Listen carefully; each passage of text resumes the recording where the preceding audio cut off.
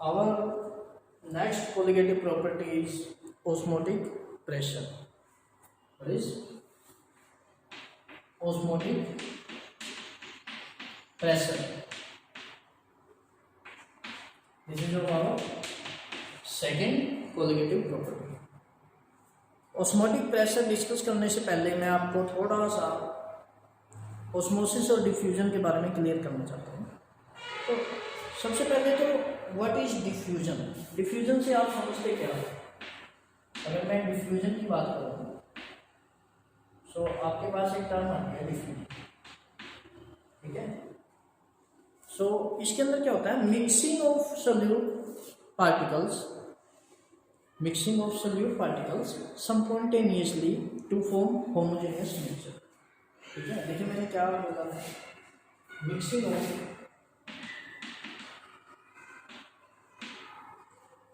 Of solute particles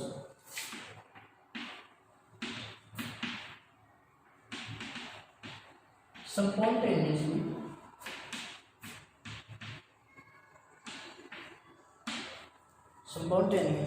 to form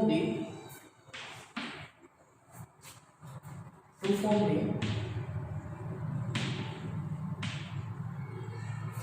homogeneous mixture, okay, is called as diffusion.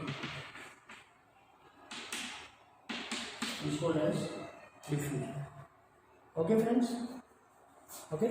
और simply layman language में अगर हम बात करें so diffusion is the flow of solute particle from their higher concentration to lower concentration spontaneously, ठीक है। इसकी अगर डेफिनेशन की बात करूँ, ये नोट कर लीजिए, flow of solute particles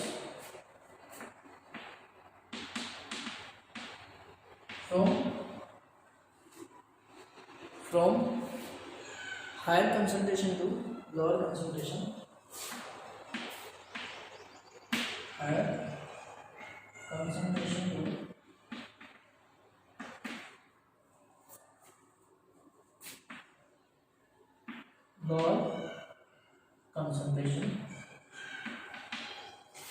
spontaneously is called as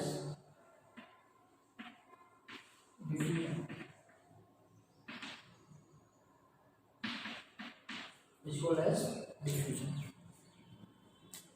देखिए यहाँ पे डेफिनेशन हमें क्या कहते हैं कि सोल्यूट पार्टिकल्स हैं वो मूव करते हैं higher concentration to lower concentration, okay, spontaneously, अपने आप ही, okay, that is called as diffusion, okay. Simply अगर मैं बात करूं कि एक वेसल के अंदर थोड़ा सा पानी कम है, दूसरी के अंदर ज़्यादा है, अगर मैं उनको दोनों को होल कर दूँ या बीच में जो सेपरेशन है, सो वाटर क्या है, मूव करेगा। कब तक मूव करेगा? जब तक दोनों का लेवल एक जैसा ना आ जाए, that is simply diffusion. Gases की बात करें, मैंने यहाँ पे सिलेंडर खोल दिया, सिलेंडर पूरे रूम में फैल जाएगा उसका गैस जो मैंने उसमें से ओपन अप किया है, so that is are simply diffusion. क्यों? क्योंकि सिलेंडर में क्या है, कंसंट्रेशन ज़्यादा है गैसेस का, तो जैसे मैं उसको ओपन अप करता हूँ गैसेस प्रेशर से बाहर आएगा और वो पूरे रूम में फैल जाएगी, ठीक है ना। सो ये भी क्या है, सिंपल डिफ्यूजन है, क्योंकि that moves from high concentration to lower concentration. एक सिंपल एग्जांपल और लेते हैं हम, जैसे एक हमारे पास बीकर है, उसके अंदर वाटर है और उसके अंदर हमने एक ब्लू इंक का ड्रॉप छोड़ दिया, ओके। अब वो जो ब्लू इंक के जो आपके पास पार्टिकल्स हैं वो धीरे धीरे क्या होएगा, पूरे वाटर के अंदर फैल जाएंगे, ओके। वो क्यों फैलेंगे? क्योंकि वो क्या है, हायर कंसंट्रेशन के सोल्यूट है जो कि लोअर कंसंट्रेशन का जो वाटर है उसके अंदर होमोजीनियस मिक्सचर बनाएंगे और स्पॉन्टेनियसली अपने आप ही डिस्ट्रीब्यूट हो जाएंगे, फैल जाएंगे, okay. This is a simple diffusion, okay. Definition हमें यही कहती है, solute particles moves to high concentration to lower concentration simultaneously to form the homogeneous mixture, that is called as diffusion. इसी से बिल्कुल मिलती जुलती एक टर्म आती है हमारे पास, that is osmosis. Okay, that is osmosis. उसी के बारे में बात करते हैं. अगर मैं बात करता हूँ ओस्मोसिस की, व्हाट इज ओस्मोसिस?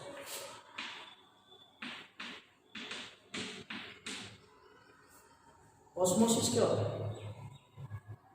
यहाँ पे क्या है? Spontaneously flow of solvent through semi-permeable membrane from lower concentration to higher concentration.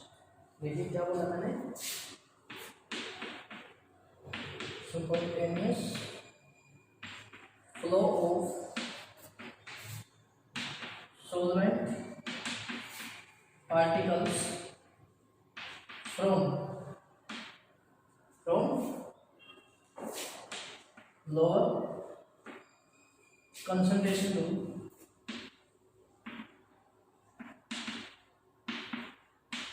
higher concentration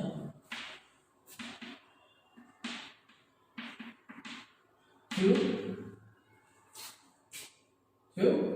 semi-permeable membrane. Semi-permeable membrane. Clear है? सो यहाँ पे देखिए क्या है, स्पॉन्टेनियस फ्लो है, किसका है? सोलवेंट पार्टिकल का. किसका है? सोलवेंट पार्टिकल्स क्या है? फ्रॉम, यहाँ पे क्या है? Lower concentration to high concentration. ये ऑफ द सॉल्यूशन लगा लो तो ठीक रहेगा, चलो बाद में बताता हूँ इसके बारे में भी. To high concentration through semipermeable membrane. किसके थ्रू हो रहा है ये? सेमी-परमेबल मेम्ब्रेन के थ्रू होता है. ओके, क्लियर है? अगर मैं इसकी डेफिनेशन और क्लियर करूँ आपको तो सिंपली और डेफिनेशन लिख सकते हो आप. क्या है? Flow of solvent particles from क्या था? Lower concentration to higher concentration. देखिए क्या बोला है मैंने? Flow of solvent particles from lower concentration to higher concentration. और ये किसकी है? सॉल्यूशन की है, ब्लैक की सॉल्यूशन. ओके, और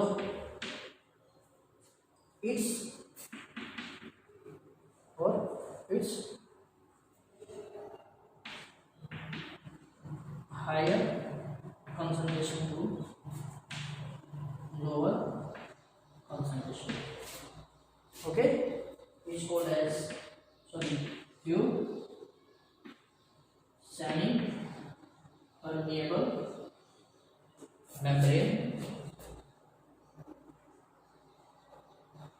is called as osmosis. देखिए यहाँ पे थोड़ा सा समझने का काम. Flow of solvent particles same है, यहाँ पे सिर्फ सोलवेंट पार्टिकल ही मूव करते हैं क्योंकि यहाँ पे क्या लगा हुआ है? सेमी परमेबल मेम्ब्रेन है.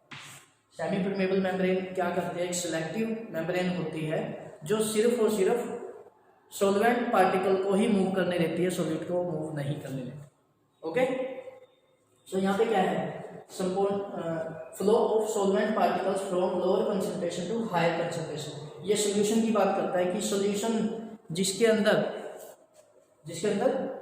लोअर कंसंट्रेशन, यानी कि सोल्यूट की बात कर रहे हैं आप, कि सोल्यूट की जिसके अंदर कम कंसंट्रेशन होती है, ओके, वहाँ से ज़्यादा कंसंट्रेशन की तरफ सोलवेंट मूव करेगा. यानी कि पानी जहाँ पे ज़्यादा होगा, सोलवेंट जहाँ पे ज़्यादा होगा, वहाँ से कम की तरफ मूव करेगा. ओके, तो यहाँ पे मैंने क्या लिखा है? Solvent particle from lower concentration to higher concentration. ये सॉल्यूशन की बात कर रहा है, लेकिन और इस higher concentration to lower concentration.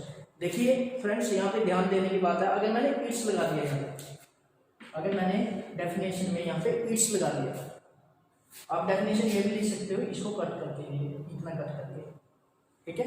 लेकिन ये सिर्फ समझाने के लिए, कई बुक्स में इट्स लगा के ये हायर टू लोअर दे रखा है, वहाँ पे स्टूडेंट्स क्या है कंफ्यूज हो जाते हैं और एग्जामिनेशन के दौरान ये गलती कर जाते हैं, जिसकी वजह से पूरी डेफिनेशन के ऊपर क्रॉस लग जाता है, ठीक है।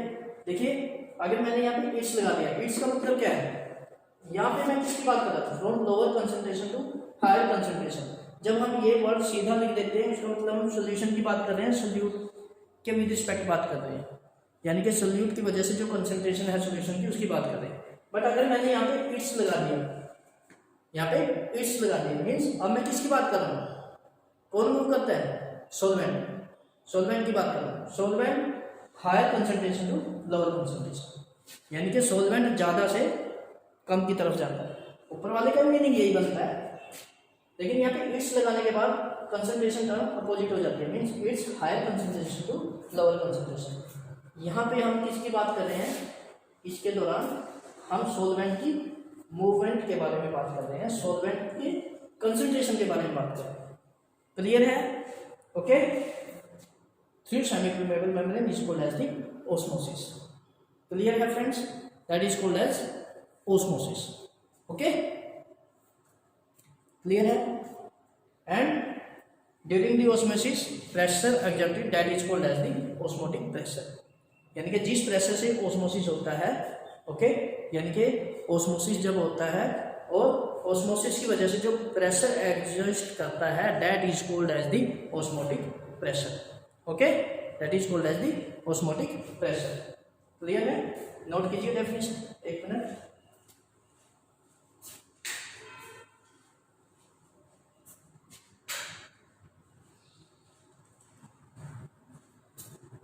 क्लियर है?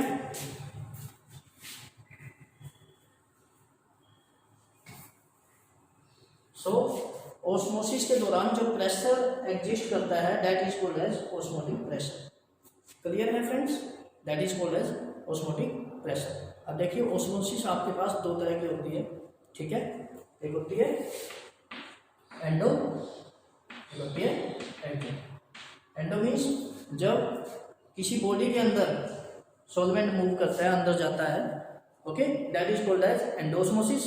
बट जब सॉल्वेंट बाहर की साइड मूव करता है, एग्जिट करता है, that is called as exosmosis. For example आप किशमिश ले लीजिए, जब आप किशमिश को वाटर के अंदर रखते हो, ओके, तो कुछ टाइम के बाद आप क्या देखते हैं, जो आपके किशमिश होते हैं वो स्पेल्ज अप हो जाते हैं, फूल जाते हैं। ओके, क्यों? क्योंकि जो सॉल्वेंट है, वो जो वाटर है वो उस किशमिश के अंदर चला जाता है, दैट इज एंडोस्मोसिस। ओके, जिसकी वजह से ओके जो सॉल्वेंट अंदर जाता है, जिसकी वजह से जो किशमिश के अंदर जो है आपका एक प्रेशर एग्जिस्ट करता है, जनरेट हो जाता है उस सॉल्वेंट का, जिसे आप टर्गर प्रेशर बोलते हो, that is turgor pressure. Okay, जिसकी वजह से वो स्वेल्ज अप हो जाता है। ओके, उसके जस्ट अपोजिट आप किसी भी चीज़ को, ओके, कोई बिल्कुल ज़्यादा सॉल्वेंट का, जैसे आपके पास ग्रेप्स हैं, ओके, ग्रेप्स को आप NaCl के अंदर रख देते हो, सोडियम क्लोराइड, नमक के अंदर, तो क्या होता है, जो आपके पास ग्रेप्स का सॉल्वेंट है, ओके, लिक्विड मटेरियल है, वो NaCl के अंदर आ जाता है, मीन्स बाहर निकल जाता है, जिसे आप क्या बोलते हो, एक्सोस्मोसिस। जिसकी वजह से जो ग्रेप्स पार्टिकल है, ग्रेप्स बॉडी है, वो श्रिंक हो जाती है, सूख जाती है। Okay, that is exosmosis. Okay, अब मैं थोड़ा सा डायग्रामेटिकली आपको डिफ्यूजन और ऑस्मोसिस क्लियर करता हूँ। ये वाटर लेवल है, ये आपके पास वाटर लेवल है, ओके, इसके अंदर सोल्यूट पार्टिकल भी है, लेकिन ये जो सेपरेशन है यहाँ पे मैंने होल कर दिया, तो क्या होगा, यहाँ से चाहे वो सोल्यूट है या सॉल्वेंट है, दोनों मूव कर सकते हैं इस होल के थ्रू। और वो कब तक मूव करेंगे, जब तक इन दोनों का लेवल एक ना हो। जैसे ही लेवल एक जैसा होगा ये बंद हो जाएगा। ओके, डिफ्यूजन यहाँ पे रुक जाएगा। लेकिन ऑस्मोसिस के केस में आप क्या करते हैं, ऑस्मोसिस के केस में क्या होता है, जैसे कि आपके पास एक वेसल है, ये इसकी सेपरेशन है, सेपरेशन के यहाँ पे मैंने क्या लगा दिया, सेमी परमिएबल मेम्ब्रेन, क्या लगा दिया मैंने यहाँ पे, सेमी परमिएबल मेम्ब्रेन। अब यहाँ पे मैंने क्या लिया है, water with solute particles.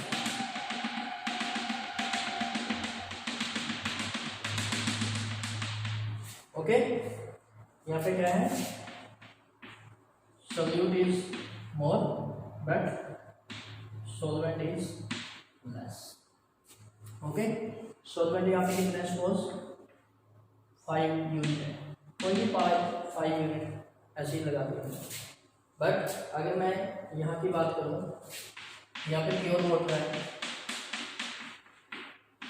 solvent, okay, solvent is 25 unit, solvent is 25 unit. अब देखिए ये सेमी परमेबल मेम्ब्रेन है आपके पास। सेमी परमेबल मेम्ब्रेन मैंने पहले ही बोला है कि सिलेक्टिव मेम्ब्रेन होती है जो सिर्फ सोलवेंट को ही मूव करने देती है, सोल्यूट को नहीं। ओके, और यहाँ पे सोलवेंट ही मूव करेगा, और सोलवेंट कहाँ से मूव करेगा, यही समझने की चीज़ है। यहाँ पे सोलवेंट मूव करेगा फ्रॉम इट्स, देखिए क्या बोला था मैंने, from its high concentration to lower concentration, या फिर from lower concentration to high concentration. ये दोनों पॉइंट बिल्कुल समझने के लिए है भाई, कंफ्यूज नहीं होना। From its higher concentration to lower concentration, यानी कि कौन मूव करता है, सोलवेंट, सोलवेंट की कंसंट्रेशन फ्रॉम इट्स, यानी कि पानी की कंसंट्रेशन कहाँ पे ज़्यादा है, इधर, यहाँ पे क्या है, कम है। तो पानी या सोलवेंट कहाँ से कहाँ मूव करेगा, 1 to 2, 1 to 2। ओके, और अगर इसके हिसाब से देखता हूँ, नीचे वाले जो टर्म है उसके हिसाब से देखते हैं, from lower concentration to higher concentration. अब ये सॉल्यूशन की बात करते हैं, देखिए यहाँ पे इट्स नहीं है, ये किसके लिए है, सॉल्यूशन के लिए। और सॉल्यूशन की कंसंट्रेशन लो किधर है, यहाँ पे, और हायर किधर है, यहाँ पे, क्योंकि सॉल्यूट यहाँ पे है, तो यहाँ पे सॉल्यूशन की कंसंट्रेशन ज़्यादा है। So lower concentration to higher concentration, meaning वही निकल के आता है, कंफ्यूज नहीं होगा। ठीक है, सो खैर यहाँ पे वाटर मूव करेगा 1 to 2, 1 to 2 वाटर, यानी solvent moves to this sides. Okay, अब एक चीज हो रहा है, यहाँ पे लेवल का भी कोई मायना नहीं होता, इसका लेवल ये है और इसका ये है। ओके, डिफरेंस है, बट वाटर मूव करेगा कब तक, जब तक वाटर की या सॉल्वेंट की रीडिंग या यूनिट इक्वल नहीं आ जाए, यानी कि कितने यूनिट इधर मूव करेगा, 10 यूनिट वाटर इधर मूव करेगा, तो दोनों साइड में 15 यूनिट, 15 यूनिट, ये चाहे बढ़ के बाहर ही क्यों ना निकल जाए वेसल से, लेकिन ये मूव करेगा कब तक, जब तक कंसंट्रेशन इक्वल नहीं होती सॉल्वेंट की। ओके, सिंपली यार, पानी है थोड़ा जमीन पे बिखरा पड़ा है, आप किसी कपड़े का एक कोना उस पानी में डाल देते हो, तो कपड़ा क्या करता है, धीरे धीरे उस पानी को सोख लेता है। कब तक सोखेगा कपड़ा, जब तक पूरे कपड़े के अंदर वाटर की कंसंट्रेशन इक्वल ना हो जाए, that is simply osmosis. Okay, so this clears you osmosis, और जिस प्रेशर से ये ऑस्मोसिस होती है उसी प्रेशर को हम क्या बोलते हैं, ऑस्मोटिक प्रेशर। क्लियर है, that pressure is called as the osmotic pressure.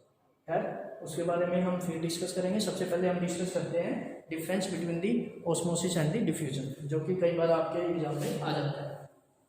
Okay, तो देखिए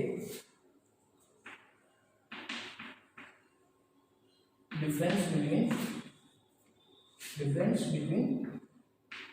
osmosis and diffusion, difference between osmosis and diffusion. तो क्या है, osmosis and diffusion. First point, to semi permeable membrane, semi permeable membrane. इसी की वजह से दोनों में डिफरेंस क्रिएट होता है सबसे पहले। तो ऑस्मोसिस में होता है, इसमें do not exist, semi permeable membrane की कोई बात नहीं होती डिफ्यूजन के केस में। ओके, और यहाँ पे क्या है, ओनली सॉल्वेंट मूव्स। अगर मैं बात करूँ ऑस्मोसिस के केस में तो सिर्फ सॉल्वेंट ही मूव करता है, बट ऑस्मोसिस के केस में अभी हमने डायग्रामेटिकली भी देखा था, both solute as well as solvent moves। Diffusion के केस में दोनों मूव कर सकते हैं। ओके, अब मैं कंसंट्रेशन ऑफ सॉल्यूशन के बेस पे ही बात करूंगा, lower concentration to higher concentration. But यहाँ पे क्या है, high to higher concentration to lower. Clear है? उसके बाद अगर मैं ऑस्मोसिस की बात करूं, exist only in solution, only in solution. Okay, अगर डिफ्यूजन की बात करूं तो ये क्या है, exist in gases also. Okay, in gases also, यानी कि सॉल्यूशन में तो होता ही होता है डिफ्यूजन, बट गैसेस के केस में भी हम नोट करते हैं। ओके, उसके बाद बात करें स्टॉप्स और the reverse. Okay, by applying pressure on higher concentration. Okay, यानी कि on applying pressure on high concentration, it will be stopped or reversed। Okay, यानी कि आप हायर कंसंट्रेशन के ऊपर प्रेशर अप्लाई करके इसको रोक भी सकते हो या रिवर्स भी कर सकते हो। Okay, but diffusion can not be, it can not be reversed. आप डिफ्यूजन को रिवर्स नहीं कर सकते। क्लियर है? तो ये कुछ डिफरेंस है आपके पास ऑस्मोसिस एंड डिफ्यूजन। अब हम अपने टॉपिक पे आते हैं, that is osmotic pressure. Okay, that is osmotic pressure.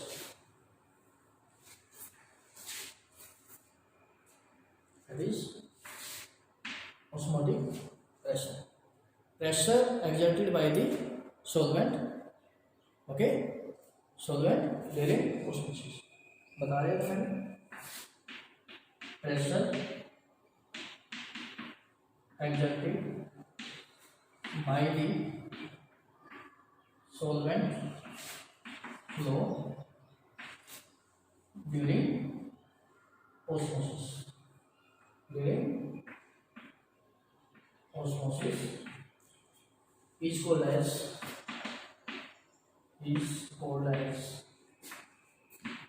osmotic pressure। हम उसे क्या बोलते हैं, osmotic pressure। ओके, क्लियर है? when pressure is high then solvent moves in opposite direction। Okay, क्या है, अभी मैंने डिफरेंस में बताया था डिफ्यूजन और ऑस्मोसिस के, कि जैसे ही हम प्रेशर को अपोजिट डायरेक्शन से हाई कर देते हैं तो क्या होता है, reverse osmosis takes place. Osmosis की जो डायरेक्शन है वो रिवर्स हो जाती है। क्लियर है फ्रेंड्स? खैर, अगर हम बात करें ऑस्मोसिस के यूज की या फिर कि कहाँ पे हम देखते हैं ऑस्मोसिस को, सो सबसे बड़ा एग्जांपल हमारे पास है desalination. For example desalination, salt को सेपरेट करते हैं हम सी वाटर से। ओके, वहाँ पे हम ऑस्मोसिस को देखते हैं, क्योंकि वहाँ पे हम अपोजिट डायरेक्शन से प्रेशर अप्लाई करते हैं तो वाटर रिमूव हो जाता है और हमारे पास सॉल्ट सेपरेट हो जाता है। ओके, क्लियर है। अब हम इसके लिए एक एक्सप्रेशन करते हैं ऑस्मोटिक प्रेशर के लिए, ठीक है। करते हैं, चलो। तो जो हमारे पास ऑस्मोटिक प्रेशर है उसको हम पाई से डेजिग्नेट करते हैं। ओके, डेजिग्नेटेड बाई पाई, ठीक है। तो इसके लिए हमारे पास क्या है, अगर हम मैथमेटिकली इसको ड्राइव करें तो osmotic pressure that is directly proportional to the molar concentration of the solution, okay, at constant temperature. Okay, यानी कि देखिए ऑस्मोटिक प्रेशर मैंने पहले ही बोला है, this is a quantitative property. Okay, तभी तो हमने यहाँ पे लिया है सेकंड प्रॉपर्टी किसके अंदर लिया हमने, कोलिगेटिव प्रॉपर्टी के अंदर। सो सिंपली हम कह सकते हैं this is a quantitative term, ठीक है। सो यहाँ पे हम सीधी बात करते हैं ऑस्मोटिक प्रेशर की, that is designated by the pipe and here osmotic pressure that is directly proportional to the molar concentration of the solution. So pi is directly proportional to the molar concentration of solution. Clear है, यहाँ पे कोई confusion नहीं है। सो दूसरी ये पाई जो है ऑस्मोटिक प्रेशर ये directly proportional to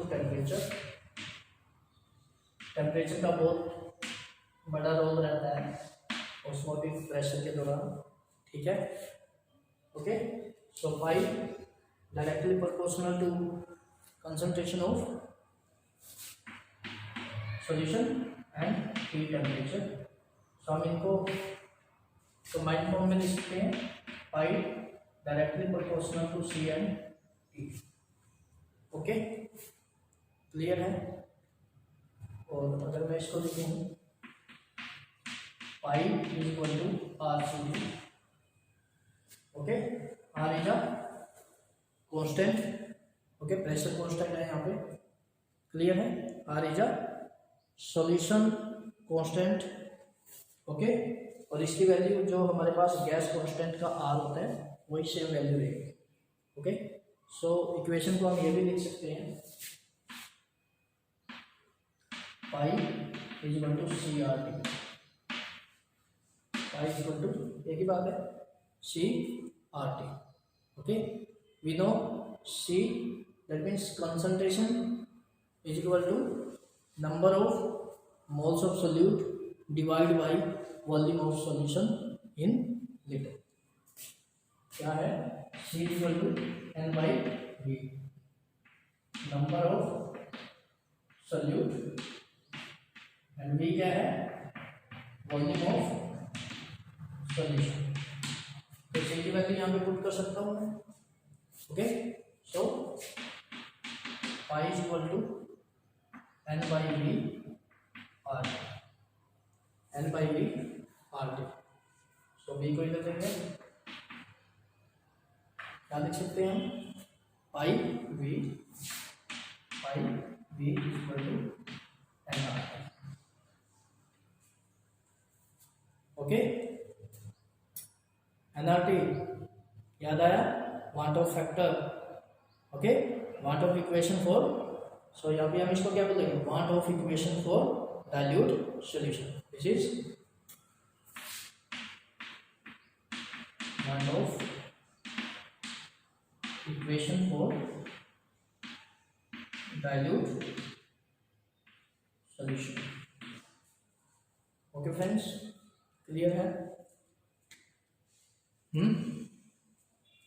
So this is equational term for the osmotic pressure that is designated by the pi, okay, and the last final term is the pi is equal to CRT or pi v is equal to nRT, that is one of equation for dilute solutions।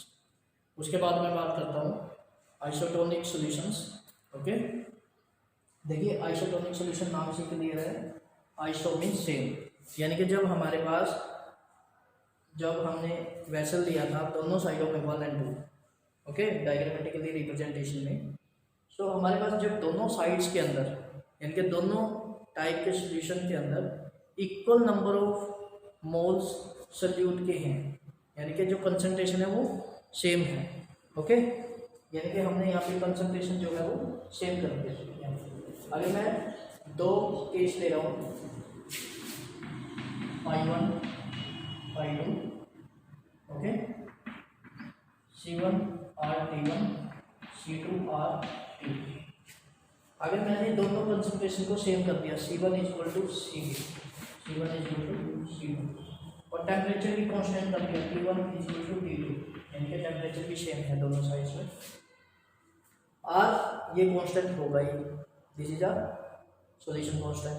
So friends, आपके पास phi1 and phi2 is equal, means दोनों side से जो osmotic pressure है वो equal होगा, और यहाँ पे क्या है, आइसोटोनिक सॉल्यूशन एग्जिस्ट करेगा। मीन्स ना तो सॉल्वेंट 1 से 2 में मूव करेगा, ना 2 से 1 में। सो इस तरह के सॉल्यूशन को आप क्या बोलते हो, क्या बोलते हो आप यहाँ पे, आइसोटोनिक सॉल्यूशन। सो लिखिए इसके बारे में थोड़ा सा। For pi equal to CRT at same value of C and T, two solutions give same value of pi, okay, because R is constant, okay, that solutions are called as the isotonic solutions, okay, जो मैंने अभी तक समझाया है वही बोला। It means,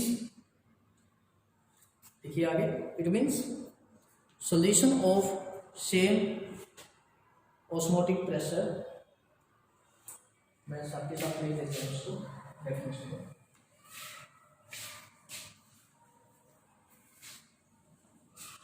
क्या बोला मैंने, solutions of same osmotic pressure, solutions of same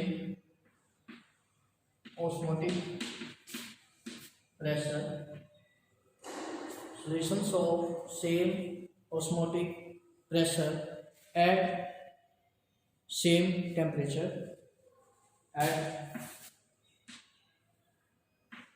same temperature, यहाँ तक तो क्लियर ही है, at same temperature are called as isotonic solution, are called as isotonic solution, are called as isotonic solutions, okay, clear है।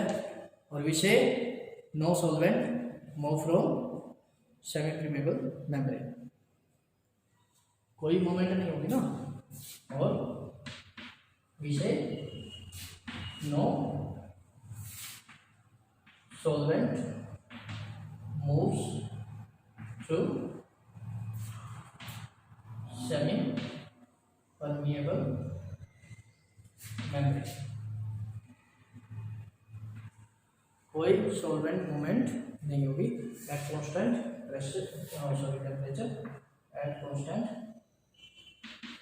Temperature, okay, is called as isotonic solutions, is called as isotonic solutions, clear है।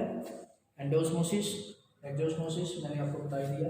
Endo means internal entry of the solvent in any body, that is called as endosmosis, and removal of the solvent from a body when this body placed in a higher concentrated solution of the solute, that is called as exosmosis, okay. In endosmosis,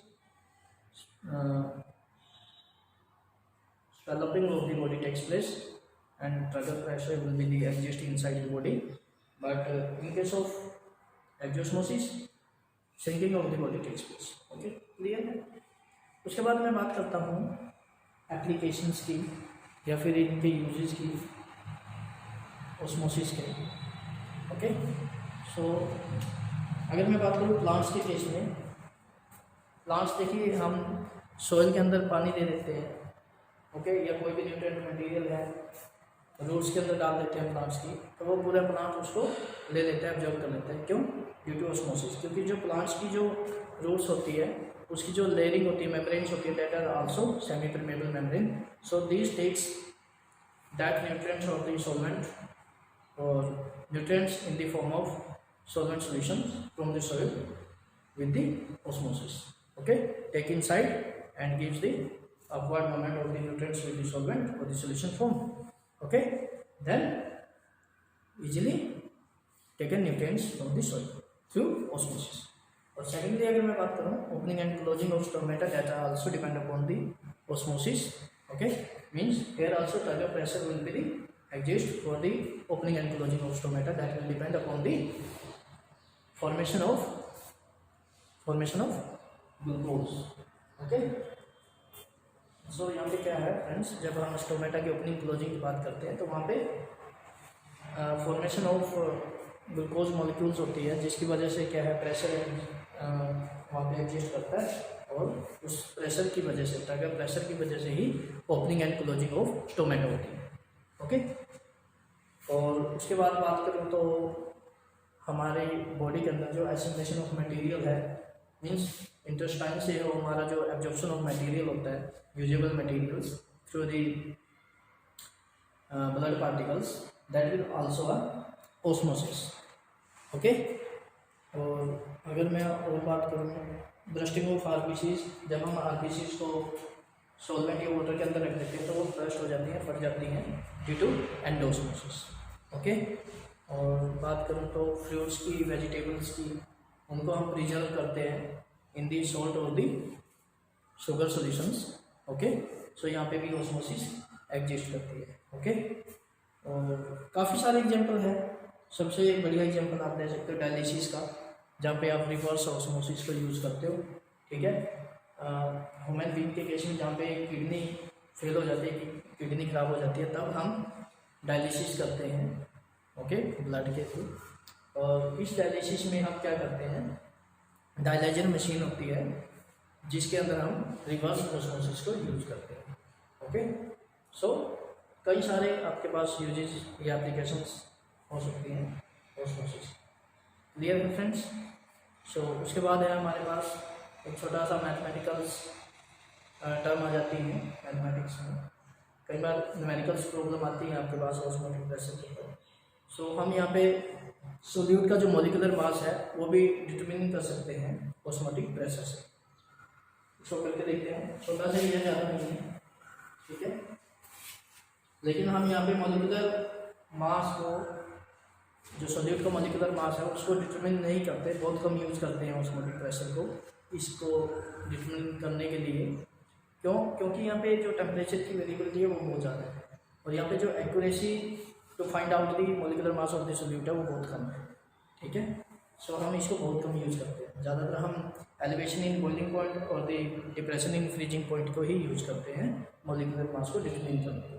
सो खैर, अगर हमने molecular mass determine करना है osmotic pressure से, तो हमारे पास term क्या है सबसे लास्ट में, Pn equal to PV n R, यही था. ओके, सो आज यहाँ पे क्या है, number of moles of solute. Okay, number of moles को कैसे निकाल सकते हैं, W2/M2, W2/M2 ये वैल्यू यहाँ पे पुट कर सकता हूँ. ओके, सो क्या आएगा, NV IV equal to W2/M2 R. Clear है? उसके बाद M2 हमें कैलकुलेट करना है. M2 equal to W2/R2/5. तो इस तरह से हम यहाँ पे ऑस्मोटिक प्रेशर से मॉलिक्यूलर मास ऑफ सॉल्यूट को कैलकुलेट कर सकते हैं. ठीक है भाई?